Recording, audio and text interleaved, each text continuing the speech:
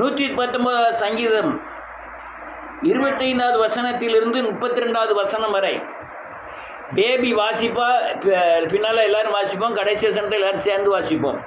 வாசிக்கலாம். 25.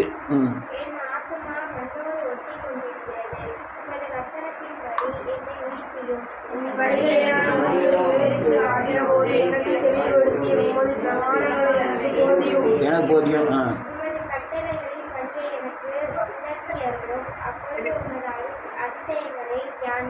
சஞ்சலத்தால் என் ஆன்மா கரைந்து போகிறது, உங்கள் வசனத்தின்படி என்னை எடுத்து நிறுத்தும்.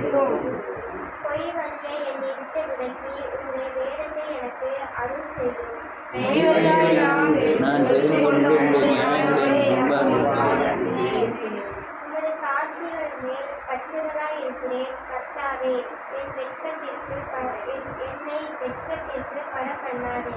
இதெல்லாம் சேர்ந்து வாசிப்போம். நீர் என் விசாலமாக்கும், கற்பனை வழியாக ஓடுவேன். எல்லாரும் உட்காரலாம். அல்லேலூயா.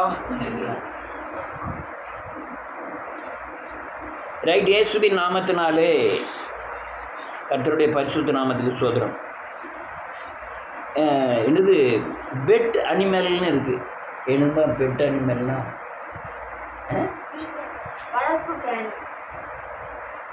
வளர்ப்பு பிராணி. இது என்ன சொல்றது? Pet animal.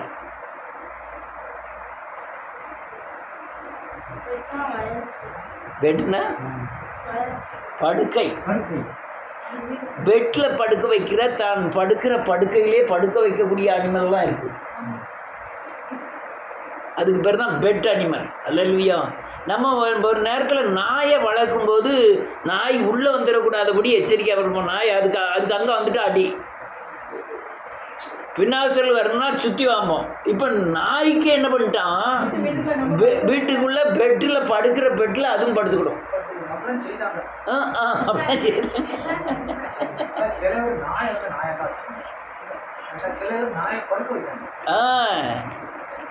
நாய், பூனை, ஆடு இதெல்லாம் பெட் அனிமலாக மாறிட்டு, வெள்ளைக்காரன் ஒரு படி மேலே போய் பன்னியை பெட் அனிமலாக ஆகிட்டான். எந்த பண்ணி? இங்கே உள்ள பண்ணி இல்லை, இந்த பண்ணிக்கு அந்த பண்ணிக்கு ரொம்ப வித்தியாசம். ஆனால் அது அந்த சாணி போடும்போது எல்லா இடத்துலையும் போட்டுரும். நாயாவது குறிப்பிட்ட இடத்துக்கு போயிட்டு வந்துடும். ஆனால் அதையும் சகிச்சுக்கிட்டு வெள்ளை பண்ணியே பெட் அனிமலாக வச்சுருக்கான். அல்லேலூயா. ஆனால் ஒரு வெள்ளைக்காரன் என்ன பண்ணிட்டான், இதுவும் பண்ணி கருப்பாக இருக்குது. அவன் கருப்பை பண்ணியெல்லாம் பார்த்ததில்லை. இந்த இந்தியாவிலலாம் கருப்பு பண்ணி, அங்கே பூரா வெள்ளை பண்ணி. வெள்ளை பண்ணி பார்க்கறதுக்கு நல்லாயிருக்கும். இவன் கருப்பு பண்ணியை பார்த்தோன்னே டிசைனாக இருக்கன்னு வீட்டில் வாங்கிட்டு போய் கருப்பு பண்ணியை வளர்க்க ஆரம்பிச்சிட்டான். அது பெட் அனிமல். அதுக்கு குளிப்பாட்டி மேலே உள்ள முடியெல்லாம் எடுத்துட்டு செண்டு நல்லா பூசி அதுக்கு நல்ல அலங்காரப்படுத்தி அதை பெட்டில் போய் படுக்க வச்சிட்டான். அதை என்று ட்ரைனேஜை க்ளீன் பண்ணி விடுற நாற்றம் வந்து உள்ளே கேட்டு பார்த்துருக்கு. உருன்னுட்டு இந்த பெட் அனிமல் என்ன பண்ணியிருக்கு, பெட்டில் படுத்துறது விறுவிறுன்னு ஓடி போய் சாக்கடைக்குள்ளே கொண்டு மூச்சை உருன்னு உருட்ட ஆரம்பிச்சிட்டு. அல்லேலூயா, அல்லேலூயா. எவ்வளவுதான் அட்டையை தூக்கி கட்டிலில் போட்டாலும் அது எங்கே போயிருமா? பன்னியை குளிப்பாட்டி நடுவில் வச்சாலும் அது எங்கே போவோம்? சாக்கடைக்கு தான் போவோம். ஏன் போகுது? அந்த குணம் அதுக்குள்ள அப்படியே. மாடு சாக்கடைக்கா போகுது, ஆட்டுக்குட்டி சாக்கடைக்கா போகுது, பன்னி சாக்கடைக்கு தான் போவோம். அல்லேலூயா.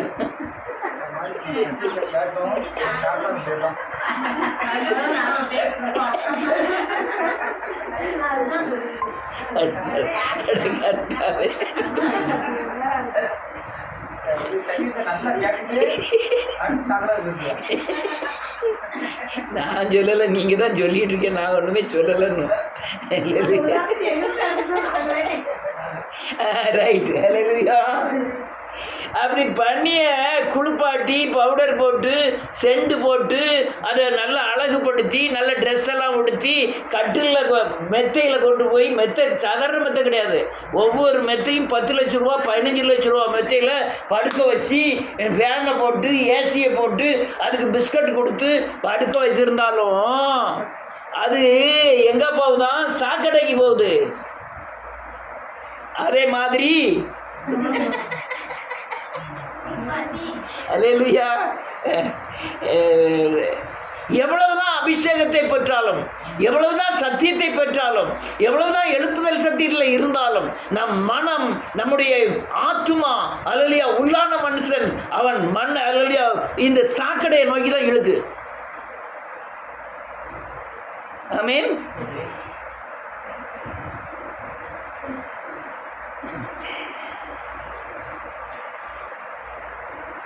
ஒரு மனிதன் சொல்லுங்க, ஒரு மனிதன் சரீர மனுஷன், வெளிப்புற தோற்றத்தில் உள்ளவன்.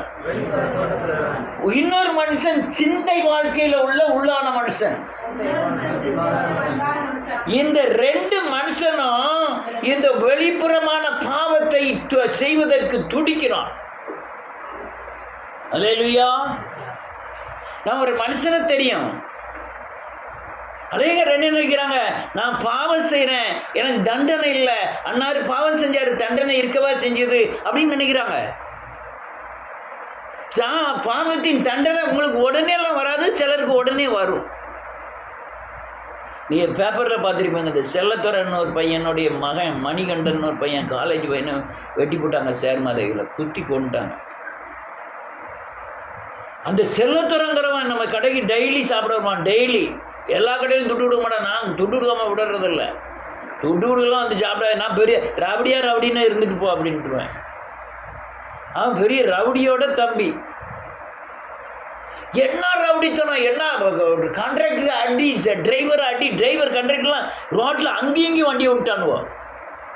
டிரைவர் அடித்த உடனே ஒரு வண்டி போல், ஒரு பஸ் போல் எல்லாத்தையும் குறுக்க மறுக்க வண்டியை விட்டான்னா, சைக்கிள் முதற்கொண்டு போக முடியல, குறுக்க மறுக்க விட்டு அவன் வண்டி எடுக்க மாட்டான். அதுக்கு ஒரு முடிவு பண்ணுங்கட்டான். அவன் உடனே ரிசர்வருக்கு ஃபோன் பண்ணிட்டான். ரிசர்வ் வந்து இறங்கிட்டான், வந்து பிரேயர் விடுதான், எங்கே தெருக்குள்ள லேஃப்ட் ரைட்னு எல்லாம் ஓடி ஒளிதான், எல்லாம் கதை அடைச்சிட்டு வீட்டில் இருந்துக்கிட்டான். பயங்கர ரவுடித்தனம். ஒரே பையன் குத்தி கொண்டு போட்டாங்க. இவன் எப்பமோ செஞ்ச காரியத்துக்கு பல வருடங்களுக்கு அப்புறம் அப்பமெல்லாம் நல்லா தான் ஓடிக்கிட்டு இருக்கு. திடீர்னு ஒரு நாள் அலலியா வந்து குத்திட்டான். இந்த கோட்டாங்குளத்துக்கார பையன் சேர்மாதில் வந்து சொந்தக்காரன் அவனை கூப்பிட்டு போய் 3 பேர் சேர்ந்து குத்திட்டானோ, ஆள் அவுட்டு. ஒரே பையன் செத்து போயிட்டான்.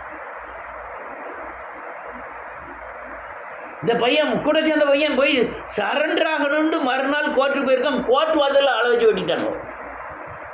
கோர்ட் வாசலில் ஏகப்பட்ட வக்கீல்கள் போகிற வர இடத்துல போலீஸ்காரங்க கன் வச்சுட்டு நிற்காங்க. கோர்ட் வாசலில் பார்த்தீங்கன்னா கன் வச்சுட்டு அவ்வளோ வச்சுட்டு இருக்க இடத்துல கோர்ட் வாசலில் மாயாண்டிங்கிற பையனை வெட்டிட்டு போட்டாங்க. நான் என்ன சொல்ல வரேன்னா, இந்த உள்ளான மனுஷனுடைய ஈர்ப்பு, அந்த அல்லையா இந்த ஈர்ப்பு சக்தி என்னைக்குனாலும் பிரச்சனை தான். சிலர் நான் பார்த்துருக்கேன், தர்மர்மாங்க, அவன் கொடைவல்லல்யா அப்படிம்பாங்க. ஒரு ஆளை தீர்ந்து செய்திட மாட்டான். ஆனால் வெளிப்புறமரம் அப்படி இருப்பான். உள்ளான மனுஷனில் பார்த்தீங்கன்னா அவனை மாதிரி சிந்தை வாழ்க்கையில் மோசமான ஆள் ஒருத்தருமே கிடையாது. ஐயா, நீங்கள் செய்கிற வெளிப்புறத்தில் செய்கிற வேசித்தனத்துக்கு மட்டும் உங்களுக்கு தண்டனை கிடையாது. உங்கள் சிந்தை வாழ்க்கையில் பண்ணுறீங்களா வேசித்தனம், விக்கிர ஆராதனை, அல்லலியா கொலை பாதகம், அல்லலியா பொய், சூது, வஞ்சம், இதுக்கு தண்டனை உண்டு. அல்லேலூயா. வெளியே தர்மர் தான், உள்ளே எப்படி வாழ்ந்தா அதான் தீர்ப்பு. வெளியும் தீர்ப்பு உண்டு, உள்ளேயும் தீர்ப்பு உண்டு. சிலருடைய பேச்சுகள்லாம் வெளியே தங்கான் இருக்கும், உள்ள பார்த்தீங்கன்னா கொல்லோ அப்படிங்கும். அப்படி பார்த்திருக்கீங்களா மர்மோனே? எழுத்தலை உட்கார்ப்பாரு. அல்லேலூயா. இது என்ன செய்யுது, சில ஆட்களுக்கு அது சுபாவமாக இருந்து அதை செய்வதற்கு அப்படியே ஒட்டிக்கிடுது. கிறிஸ்தவம் தான். கிறிஸ்தவனா இருந்தும் இந்த மண்ணுக்கு அடுத்த காரியங்கள்ல பயங்கரமா நம்ம ஆத்துமா போய் ஒட்டிக்கிடுது, விட்ட மாட்டக்கு. அல்லேலூயா. வாசிப்போம் 25வது வசனம். ஆமென்.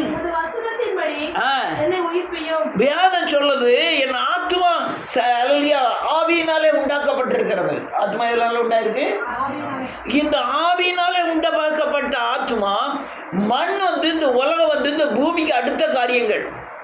மண்ணுன்னா மண்ணில் போய் ஆத்மா ஒட்டாது. பூமியில் உள்ள கிரியைகள் மேல என் ஆத்மா போய் என்ன செய்யுது? ஒட்டுது. வேதத்தில் என்ன எழுதியிருக்கு? நம்மள என்ன செஞ்சிடும்? ஐயா நீங்க பாவம் செய்யுங்க, நீங்க சங்கடப்படுங்க, ஒண்ணும் இல்லை. நீங்க செய்யறதுக்கு உங்க பிள்ளைகள் ஏன் தண்டிக்கப்படணும்? உங்க பிள்ளைகள் ஏன் தண்டிக்கப்படணும்? அநேகருடைய அடிகள் அப்படிதான். அல்லது பிதாக்கள் காரியங்கள் பிள்ளைகளுக்கு தலையிலிருந்து விடிஞ்சிருது.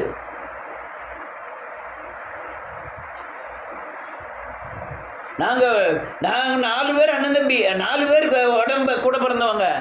ஒரு வீட்டில் இருந்தால் நல்ல பெரிய வீடை பார்த்தீங்கன்னா பெரிய வீடு தான். மேலே பூரா கீறி இருக்கும், உள்ளே பூரா அலலியா இந்த கம்பில் இது போட்டிருக்காது, உத்தரம் போடாமல் கம்பை மாத்திரம் அடிக்கி அது மேலே சென்ட்ரிங் அடித்து வந்துட்டாங்க. ஒரே கீரலாக இருக்கும். நான் அதுக்கப்புறம் இங்கே வந்த பிறகு தான் பார்த்தேன், அவர்கள் பாலான வீட்டில் குடியிருப்பார்கள்னு வேதம் சொல்லுது. பல வருடங்கள் அந்த பாலான வெளியே இருந்து வர ஆள்கிட்ட பார்த்துட்டு, என்ன இப்படி வீட்டுருக்கு, இதுக்குள்ளே உள்ளே விழுந்துடக்கூடாது, மேலே விழுந்துடக்கூடாது. இவங்க நாங்கள் எதுக்குமே பயந்ததில்லை. ஏன் அந்த பாலான வீட்டில் குடியிருந்தோம்? சட்டம், வேதத்தின் சட்டங்கள் அங்கே தீர்ப்பு ஆகுது. அல்லையா? மண்ணோடு நம்ம ஆத்மா ஒட்டி கொள்ளுகிறது. அநேக நேரங்கள்ல விரும்புகிறதை செய்யல, விரும்பாததை செய்யும்படியாய் என் ஆத்மா தேடி போய் ஒட்டுது. ஏன்னா பண்ணி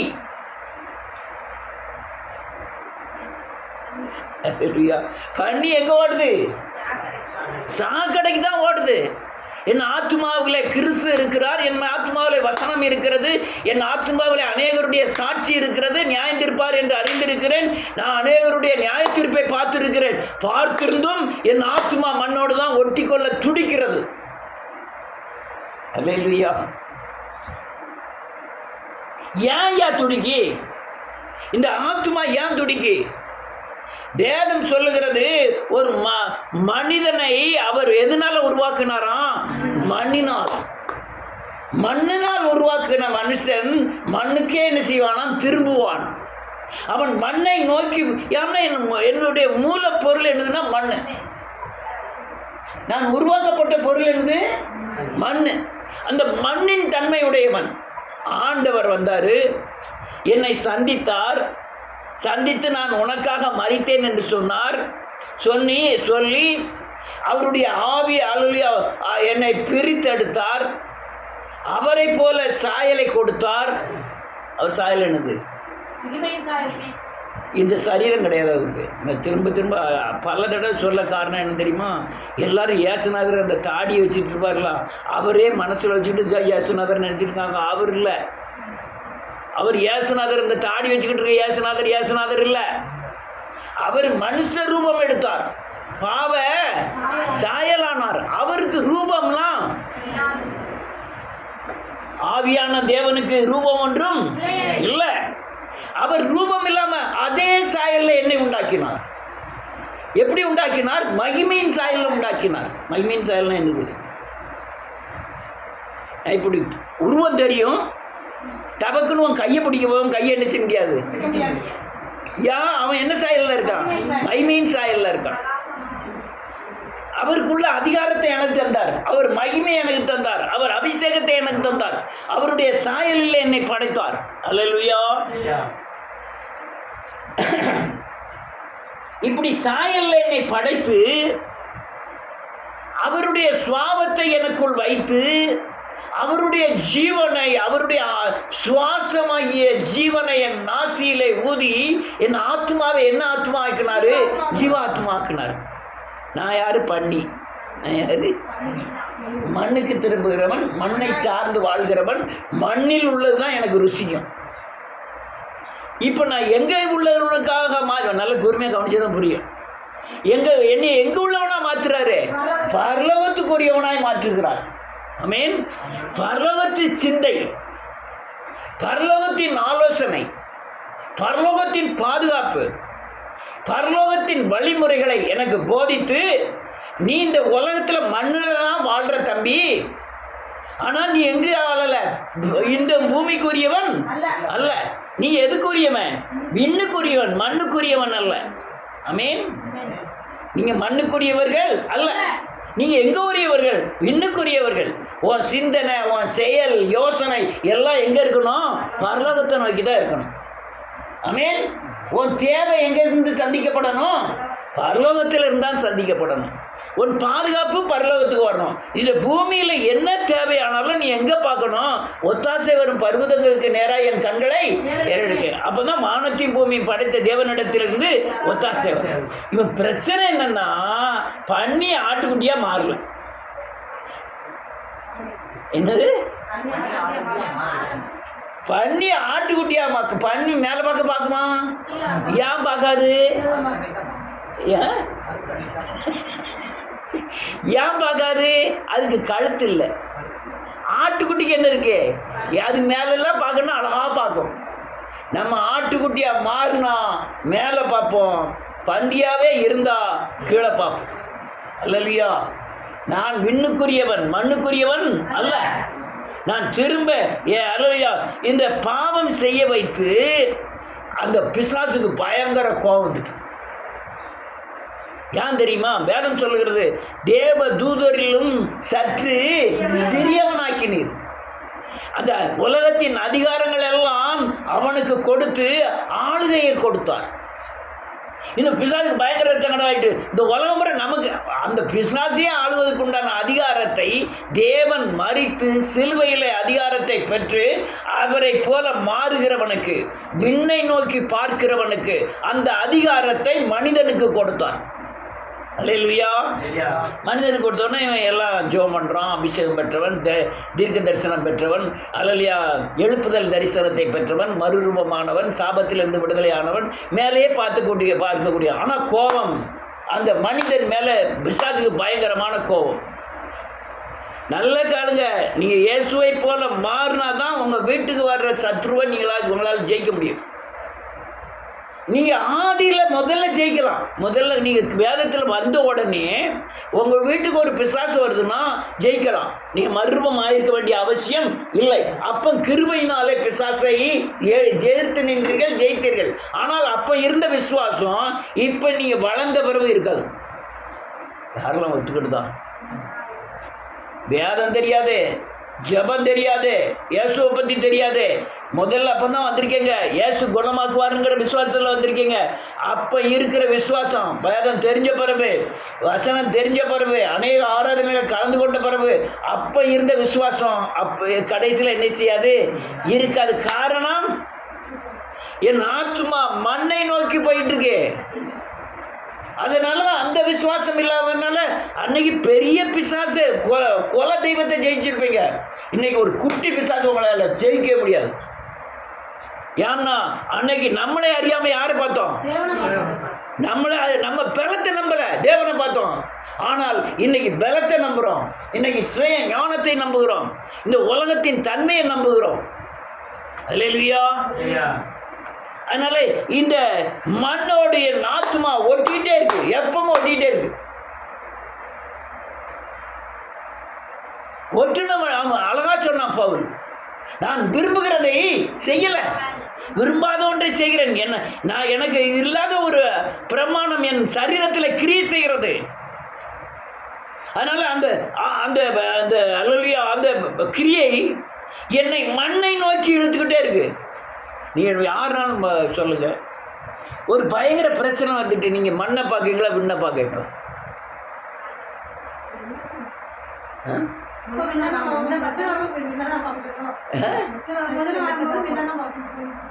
பிரச்சனை எப்போ விண்ணப்ப தெரியுமா? மண்ணெல்லாம் பார்த்து முடிச்சுட்டு, மண்ணெல்லாம் பார்த்து முடிச்சுட்டு, நம்முடைய சரீர பலத்தெல்லாம் பார்த்து முடிச்சுட்டு, தம் ஞானங்கள்லாம் முடியாது தோற்று போயிடும்னு நினைப்பு வந்த உடனே எதுவுமே வழி இல்லைன்னு நினைக்கும் போது தான் எங்க பார்க்குறோம்? அதான் மண்ணோட ஒட்டிக்கிட்டு இருக்கேன். அல்லேலூயா. சின்ன காரியமோ பெரிய காரியமோ தேவன் செய்வார்ங்கிற விசுவாசத்தின் பலன் விண்ணை பார்க்கிறது. நாம் இந்த பூமிக்குரியவர்கள் அல்ல. நம்முடைய குடியிருப்பு பரலோகம். நாம் பரலோக ராஜ்யத்திலே நாம் ராஜ்யத்தின் பிரஜை. என்னை ஆளுகிறது இந்த உலகத்தின் சக்தியான பிசாசு அல்ல. என்னை ஆளுகிறது பரலோகம். எனக்கு கட்டளை கிடைப்பது பரலோகம். நீங்கள் கட்டளை அவங்க அல்லையா ஆலோசனை எல்லாம் பரத்திலிருந்து பெற்றீர்களானால் உங்களுக்கு பாதுகாப்பும் பரத்திலிருந்து வரும். அல்லேலூயா. பல கோணத்தில் இந்த ஆத்மாவானது மண்ணோடு போய் போய் டக்கு டக்கு டக்குன்னு ஒட்டிகிட்டே இருக்கு. அல்லேலூயா. அதனால வேதம் தெளிவாய் சொல்லுகிறது. அல்லேலூயா. ஒரு வசனத்தை வாசிப்போம். சங்கீதம் 10வது சங்கீதம்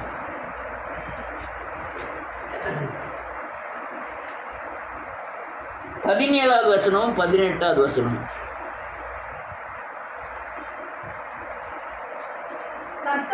கர்த்தாவே சிறுமைப்பட்டவர்களுடைய வேண்டுதலை கேட்டிருக்கிறீர். அவர்கள் இருதயத்தை ஸ்திரப்படுத்துவீர். மண்ணான மனுஷன் நீ பலவந்து செய்ய வளராதபடிக்கு தேவரீர் திக்கற்ற பிள்ளைகளுக்கோ ஒடுக்கப்பட்டவர்களுக்கோ நீதி செய்ய உம்முடைய செவிகளை சாய்த்து கேட்டருள்வீர். அவன் ஜெபம் பண்றத பாருங்க. யாரு? தாவீது ஜெபம் பண்றாரு. கர்த்தாவே சிறுமைப்பட்டவர்களுடைய வேண்டுதலை கேட்டிருக்கிறீர். அவர்கள் இருதயத்தை ஸ்திரப்படுத்துவீர். நான் மண்ணான மனுஷனா இருக்கேன். இனி யாரால பலவந்தம் செய்யப்படுகிறான்? பிசாசினாலே பலவந்தம் பண்ணப்படுகிறான். யாருனாலும், அதாவது அபிஷேகம் பெற்றவனையும் கூட, தேவ எல்லா வசனத்தையும் தெரிந்தவனும் கூட, வழிமுறைகளை தெரிந்தவனையும் கூட பிசாசு நீங்கள் மண்ணை சார்ந்திருக்கும்படியாய், மண்ணை நம்பும்படியாய், பூமியில் உள்ளவைகளை நம்பும்படியாய் அவன் உங்களை பலவந்தம் பண்ணுகிறான். அல்லேலூயா. என்ன செய்யறான்? பலவந்தம் பண்ணுகிறான். ஒரு நேரத்தில் பயங்கரமான வியாதி வந்தது. நம்ம உபவாசம் இருந்தோம், ஜெபம் பண்ணணும், வியாதியை ஜெயிச்சோம். இன்னைக்கு ஜெயிப்பீங்களா?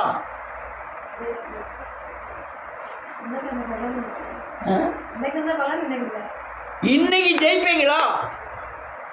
ஒரு பெரிய அல்லையா செய்வனை வச்சாச்சியா, பயங்கரமான சாக கிடக்கும்.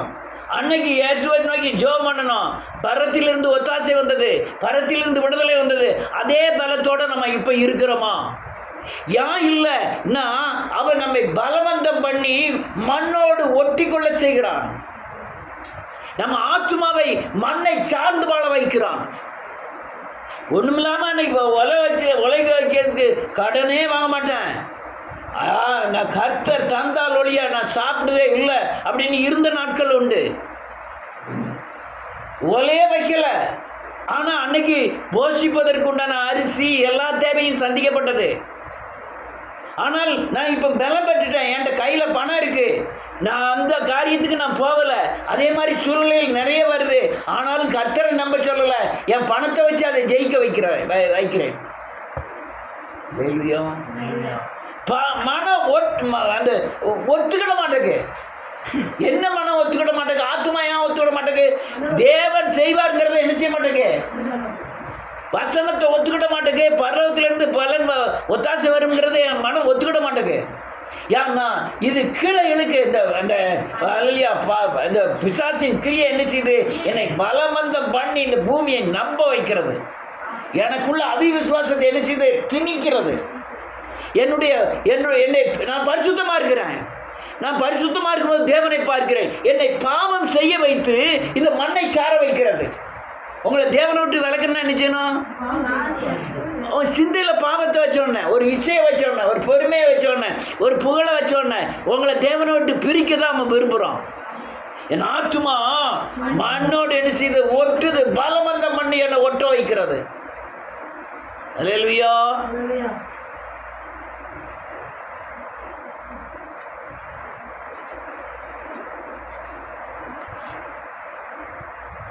அடுத்த என்ன இருக்கு?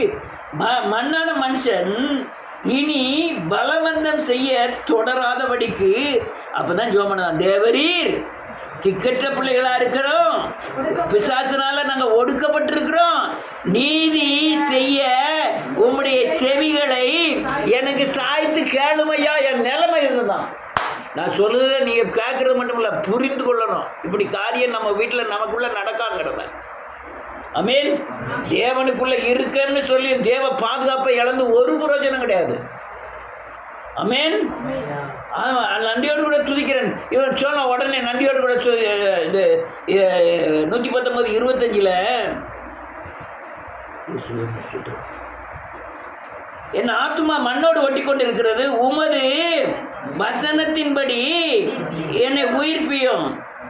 அடுத்தால 26வது வசனத்துல எனக்கு செவி கொடுத்தீர், உமது பிரமாணங்களை எனக்கு போதியும். அடுத்தால உமது கட்டளைகளின் வழியை எனக்கு உணர்த்தியருளும். உமது வசன 28வது வசனம், உமது வசனத்தின்படி என்னை எடுத்து நிறுத்தும். 29வது வசனம், பொய் வழியை என்னை விட்டு விலக்கி உம்முடைய வேதத்தை எனக்கு அருள் செய்யும். அடுத்தால 30வது வசனம், நியாயங்களை எனக்கு முன்பாக நிறுத்தினேன். அல்லலையா, மெய் வழியை நான் தெரிந்து கொண்டேன். அல்லலையா. 31வது வசனம், சாட்சிகள் மேல் பற்றுதலா இருக்கிறேன், என்னை வெட்கத்துக்கு உட்படுத்தப்பட பண்ணாதையும் உமது கற்பனைகளின் வழியாக நான் ஓடுவேன். அல்லேலூயா. இவ்வளவு காரியங்கள் நடக்கு. நீங்க திரும்ப பிறக்கணும். நீங்க என்ன செய்யணும்? பாவம் செய்யாத உலகத்தில் ஒருவரும்.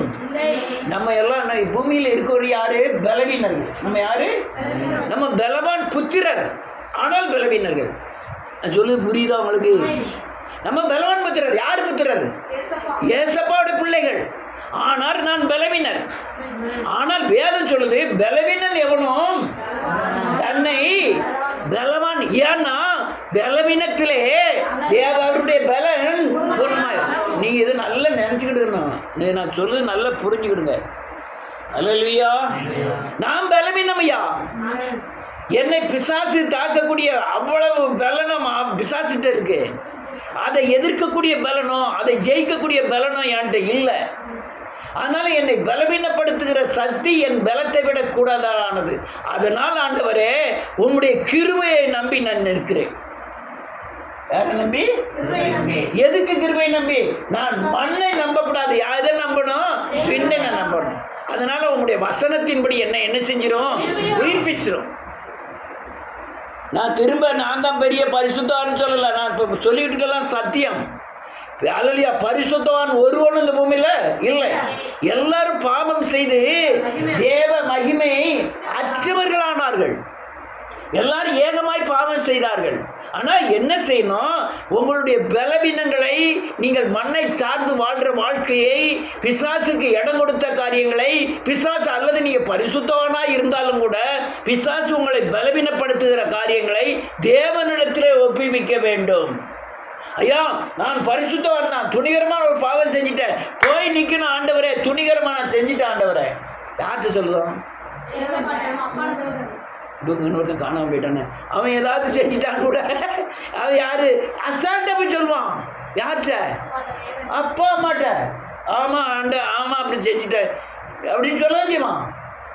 நம்ம சொல்லணும், ஆண்டவர்கிட்ட போய் சொல்லணும். என் பலவீனம் இல்லை ஆண்டவரே, என் பலவீனம் என் கண், என் பலவீனம் என் இருதயம், பலவீனம் என் வாய். இதன் மூலமாய் ஒரு பாவம் செய்யாமல் பிசாசு உங்களை பலவீனமே பண்ண மாட்டான். உங்களை இயேசுவை விட்டு விலக்கினா நீங்கள் பாவம் செய்ய துணிவீர்கள். துணியும் போது இந்த பாவத்தை அறிக்கை செய்யுங்கன்னா நீங்கள் புதுப்பிக்கப்படுவீர்கள், திரும்ப பிறப்பீர்கள். திரும்ப என்ன செய்யறோம்? அன்னைக்கு பிறந்தது மட்டும் இல்லை, அனுதினமும் நம்ம என்ன செய்யறோம்? புதுப்பிக்கப்படுகிறோம், பிறப்பிக்கப்படுகிறோம். அல்லேலூயா. பிறக்கும் பொழுது நான் யாரை தரித்துக் கொள்கிறேன்? யார? இயேசுவை தரித்துக் கொள்ளுகிறேன். புதுப்பிக்கப்படுகிறேன், இயேசுவை தரித்துக் கொள்ளுகிறேன். நான் புதிய பலத்தை பெறுகிறேன். முதல்ல இருந்த அபிஷேகத்தை விட, முதல்ல இருந்த மகிமையை விட, முதல்ல இருந்த அல்லேலூயா தேவ பாதுகாப்பை விட அதிகமான பாதுகாப்பை நான் மனம் திரும்பின உடனே பெற்றுக்கொள்கிறேன். அல்லேலூயா. பெற்றுக்கொண்ட உடனே அதுக்கப்புறம் புது உயிர் பெற்ற உடனே புதிய பலனை பெறுவீர்கள். அல்லேலூயா. ஐயா சார், நான் மண்ணை சார்ந்து வாழ்ந்தது பயங்கர தப்பு இல்லா போல் இருக்கு. இன்னுமே அடுத்த கட்டத்தில் நான் மண்ணை சார்ந்து என்ன செய்யக்கூடாது, ஆளக்கூடாது. இன்னும் எதுனாலும் யாரை நம்பணும்? நம்மளுக்கு பலத்துக்கு மிஞ்சின காரியம்லாம் வரும்போது யாரை நம்பணும்? தேவனை நம்பணும், தேவனை நம்பணும், தேவனை நம்பணும்னு சொல்லிட்டு இருப்போம். அடுத்தால ஒரு மாதத்தில் அடுத்தால வீழ்ச்சி உண்டாகும். ஆமென், ஆமென். அதனால துணிஞ்சு செய்யுங்க.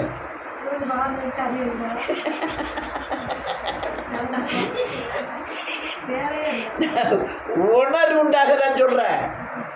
நான் செஞ்சது தப்புன்னு உங்க ஆத்மா அல்லேலூயா ஏற்றுக்கொள்ளாது. தன் பிள்ளைகளை உணர்கிறவன் மறைமான குற்றத்துக்கு என்ன செய்ய? நீ அடுத்த குற்றத்தை எவ்வளவு சொல்லுவீங்க, உங்க குற்றத்தை நீங்க ஒத்துக்கிட மாட்டீங்க. ஆமென். ஆனா நம்ம கண்ணாடியே பச்சை கண்ணாடி போட்டிருக்கோம், எல்லாம் பச்சையா தான் தெரியும். அடுத்தவங்க பூரா செய்யறது பூரா தப்பு பூரா நமக்கு தெரியும். நம்ம செய்யறது கொட்டாபியாக தான் போகும். அல்லேலூயா, அல்லேலூயா. மண்ணோட என்ன செஞ்சுக்கிட்டு இருக்கே, ஒட்டிக்கிட்டு இருக்கே.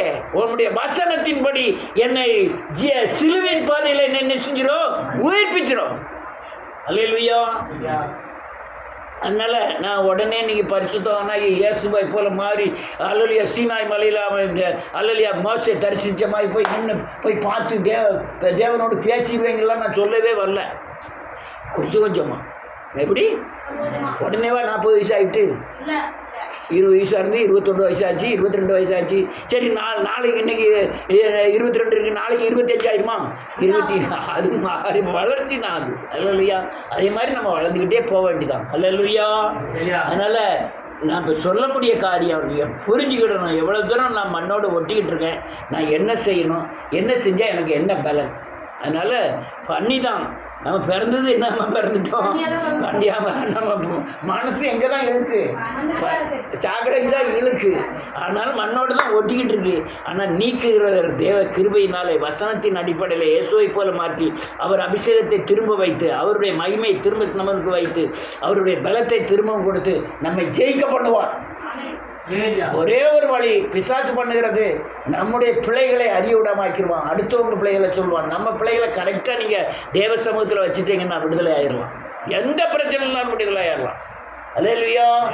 அதனால எல்லாரும் எழுந்து நிற்போம், ஜெபம் பண்ணுவோம் இயேசுவின் நாமத்தினாலே.